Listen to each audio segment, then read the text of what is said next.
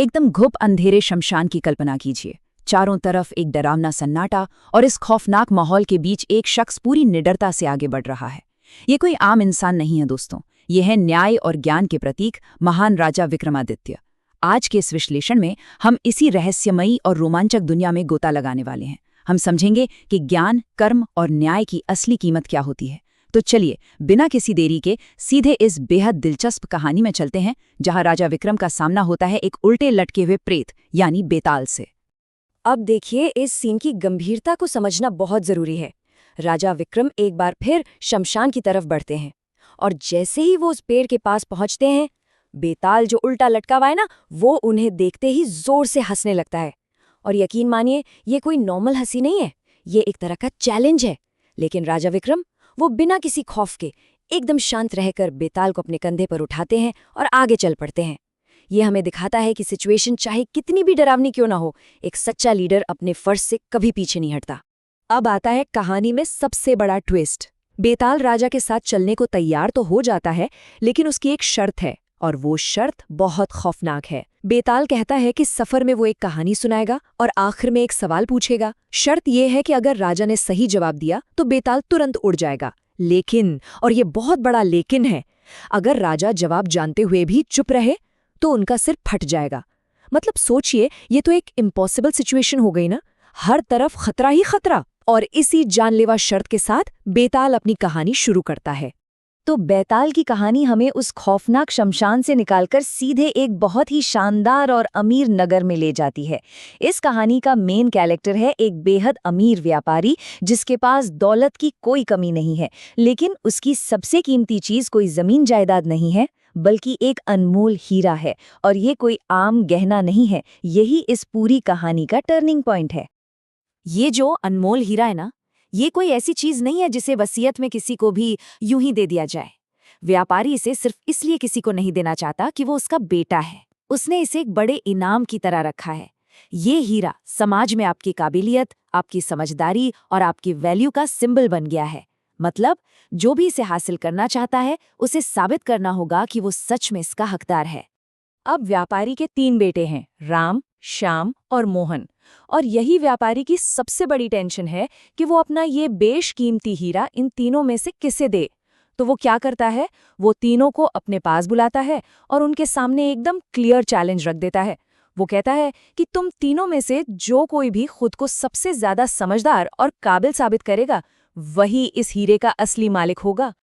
ये सुनते ही तीनों भाई अपनी अपनी काबिलियत साबित करने के मिशन पर निकल पड़ते हैं। अब उनके सामने खुद को बेस्ट साबित करने का चैलेंज है। और ध्यान दीजिएगा, ये कोई ताकत या पैसे की रेस नहीं है, ये उनके कैरेक्टर और समाज में उनके कंट्रीब्यूशन का टेस्ट है। तो चलिए देखते हैं कि आखिर इन तीनों ने खुद को साबित करने के लिए कौन-कौन से अलग-अलग रास्ते चुने। अगर हम इन तीनों भाइयों के कामों को बारीकी से एनालाइज करें, तो हमें दिखेगा कि ये समाज के 3 अलग-अलग लेकिन बहुत ही जरूरी पिलर्स को रिप्रेजेंट कर रहे हैं।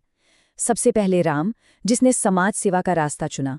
उसने गरीबों की मदद की, बहुत दान पुण्य किया, जो परोपकार को दिखाता है। फिर आता है श्याम, जिसने इकोनॉमी पर फोकस किया। उसने व्यापार में झंडे गाड़े और बहुत पैसा कमाया, जो वेल्थ क्रिएशन को दिखाता है। और फिर है मोहन, जिसने एकदम अलग रास्ता पकड़ा। उसने एक बहुत ही खतरनाक चोर को पकड़ा, लोगों की जान बचाई और शहर में शांति कायम की। ये दिखाता है सुरक्षा और न्याय को। कुछ समय बाद तीनों वापस आते हैं और पिता को अपनी अचीवमेंट्स बताते हैं। देखा जाए तो तीनों ही अपने अपने फील्ड में एकदम चैंपियन हैं। और बस यहीं पर बेताल अचानक अपनी कहानी रोक देता है। हम वापस उसी डरावने शमशान में आ जाते हैं, जहां तेज हवाएं चल रही हैं और राजा विक्रम अभी भी बेताल को कंधे पर उठाए चुपचाप चल रहे हैं। कहानी को इस सस्पेंस वाले पॉइंट पर रोककर बेताल राजा विक्रमादित्य के ज्ञान और उनके न्याय की परीक्षा लेने का फैसला करता है। बेताल पूछता है, तो हे राजा, अब तुम बताओ, इन तीनों में से उस हीरे का असली हकदार आखिर कौन है? अब जरा सोचिए, ये सवाल कितना गहरा है। एक पल के लिए आप भी सोचकर देखिए। क्या चैरिटी करना सबसे बड़ा काम है, या फिर बिजनेस बढ़ाना और इकोनॉमी को मजबूत करना ज्यादा जरूरी है, या फिर लोगों की हिफाजत करना सबसे महान है? तीनों भाइयों ने जो किया वो अपने आप में कमाल है। ऐसे में किसी एक को चुनना सच में एक बहुत बड़ी मॉरल और फिलोसॉफिकल चुनौती है। लेकिन राजा विक्रमादित्य, जो दुनिया भर में अपने बेदाग न्याय के लिए मशहूर हैं, वो इस उलझे हुए सवाल का सामना बहुत ही शांति और क्लैरिटी के साथ करते हैं। उन्हें बेताल की वो खतरनाक शर्त याद है, अगर जवाब पता है और फिर भी मुंह बंद रखा तो सिर के टुकड़े टुकड़े हो जाएंगे। इसलिए वो बिना किसी झिझक के पूरे कॉन्फिडेंस के साथ अपना फैसला सुनाते हैं। राजा विक्रम का जो लॉजिक है ना, वो एकदम क्रिस्टल क्लियर और बहुत डीप है। वो कहते हैं कि हाँ, दान करना और पैसे कमाना, ये दोनों ही बहुत बेहतरीन और महान काम है, इसमें कोई शक नहीं। लेकिन वो क्लियर करते हैं कि लोगों की रक्षा करना इन सबसे ऊपर है। और इसके पीछे का लॉजिक बहुत ही सिंपल और प्रैक्टिकल है। अगर समाज में सिक्योरिटी और शांति ही नहीं होगी तो कोई बिजनेस कैसे करेगा? और अगर लोग सुरक्षित ही नहीं रहेंगे तो दान पुण्य किसके लिए करोगे? सुरक्षा ही वो फाउंडेशन है जिस पर बाकी सारी चीजें टिकी होती हैं। और इसी सॉलिड लॉजिक के बेसिस पे राजा विक्रमादित्य अपना फाइनल डिसीजन सुनाते हैं। वो एकदम क्लियर कर देते हैं कि मोहन ने जो किया, एक क्रिमिनल को पकड़कर लोगों की जान और माल की हिफाजत करना और शहर में शांति लाना, वही समाज के लिए सबसे ज्यादा जरूरी था।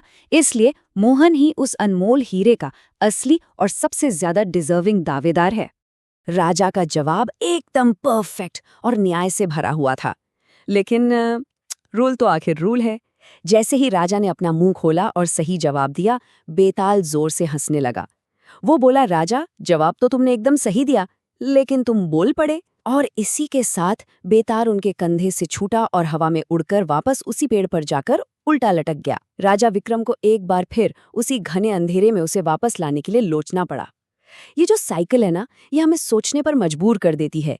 क्या ज्ञान हासिल करने और सही न्याय देने की प्रोसेस कभी खत्म होती है, या फिर ये राजा विक्रम की जर्नी की तरह एक नेवर एंडिंग लूप है? इसी बड़े सवाल के साथ हमारा आज का ये विश्लेषण यहीं खत्म होता है।